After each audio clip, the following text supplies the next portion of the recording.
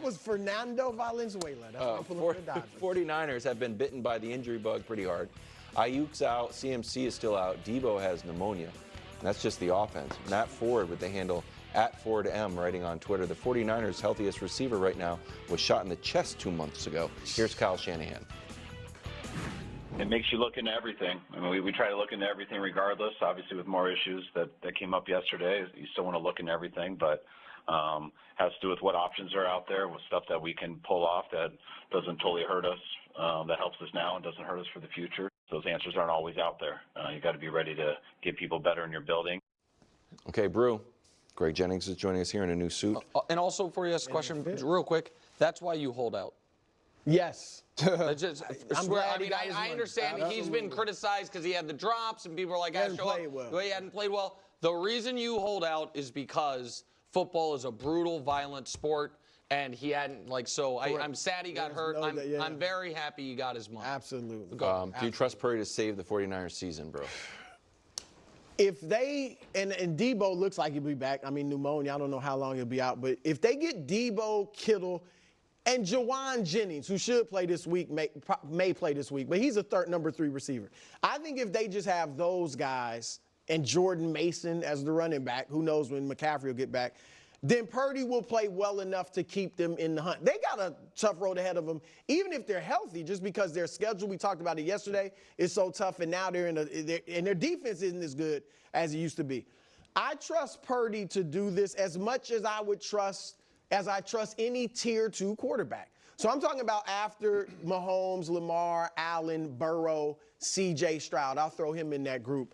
After that, Dak, we see Dak without a running game. Doesn't look good. I don't think Baker's carrying Tampa Bay to the playoffs if Godwin looks like he is out, if Evans is out as well. Matthew Stafford, his numbers are, he got 3 touchdowns and 4 interceptions without Cooper Kupp and Puka Nacua. So this is the level I think Purdy's at. I don't expect him to do what Allen would do in this situation. But if he gets some of those guys back, I think they'll be in the hunt for the playoffs. Yeah, you're exactly right. No, I'm going to just say, no, I don't trust Purdy to save the 49ers season. And simply because he's at the stage in his career where he still needs the other guys.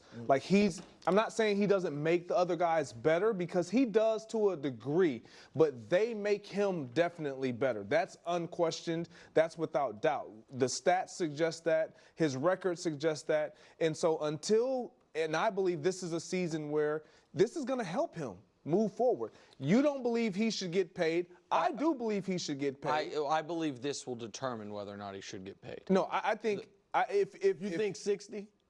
I mean, that's the rate. Honestly, I think what they should do, and I don't know him obviously at all, but I feel like he might have the person. If I go to them, I'm the Niners, I'm like, look, we want to give you like 50 so we can keep some guy.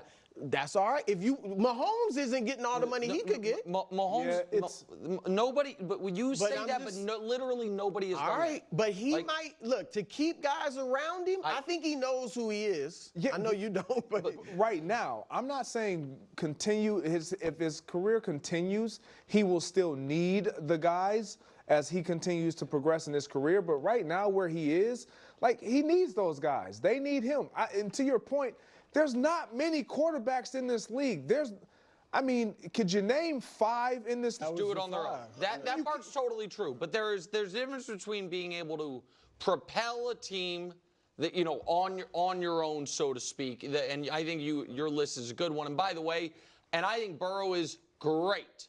We haven't seen it's projection that Burrow could do it. I know you. Yeah. I don't want to try to have Burrow argument. I would take issue with Josh Allen. We saw Josh Allen falter against.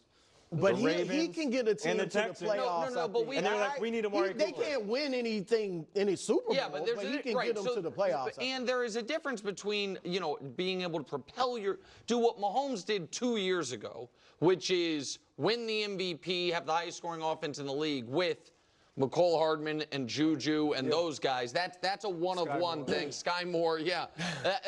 That's take him out of it. The question is, are they totally sunk? In my opinion, is Purdy going to be a deficit on them without these guys? And I don't think Purdy can save their season. I think Christian McCaffrey might be able to. The Niners, line of demarcation for this team is Christian McCaffrey.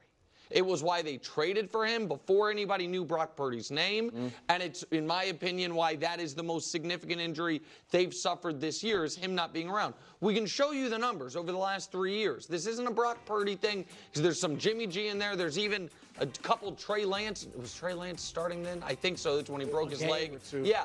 So with Christian McCaffrey, they're unreal. And one of those losses was the game they got all their quarterbacks hurt in the NFC title game. Another one was overtime in the Super Bowl. And without him, they're just not that good. And there is, and I know, I'm the bad guy on this. I think if CJ Stroud, as great as everyone thinks he is, if CJ Stroud, midway through this year, around the time of like his 25th career start, had a horrific game, and from that moment forward became a turnover-prone player, and the Texans went from winning 3 out of every 4 games to winning 1 out of every 3 games, we'd say, oh, uh-oh. And that, by the way, whether you guys want to acknowledge it or not, is exactly what happened with Brock Purdy. Now, maybe he'll pull himself out of it, but we can show it to you. Since the Ravens, prior to the Ravens game, he was, forget even the team record, he was awesome. 47 touchdowns, 11 picks, a 118 rating. Since then, now we can say, oh, but he played well in some of those spots in the second half. It's all true. But that's a 12-game sample. I don't think you can dismiss that he was able to get them to the Super Bowl. And actually was the reason they came back and beat Detroit. Like he scrambling, had a couple 20-yard runs or at least one. You know what I'm saying? I'm not denying that he had a brilliant second half of the NFC title game. I'm not. And I think he was good in the Super Bowl. He wasn't Mahomes. He was good. I'm not trying to take any of that away. What I am trying to say is those numbers are the numbers. It's a dozen games where his passer rating has dropped 35 points since the Ravens game. His touchdown-interception ratio went from 4-1, best in NFL history, to dead even.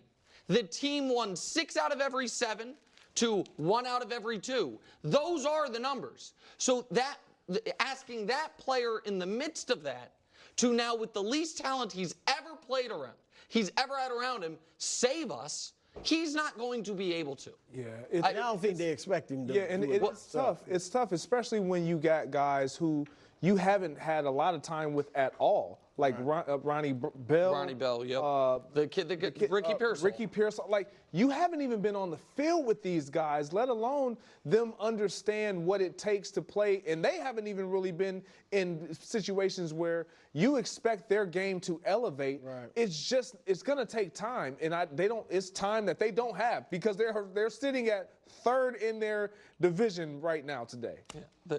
Can I give a bright side real quick? Do we have time? Bright side is this. This is kind of the bright side of the downside.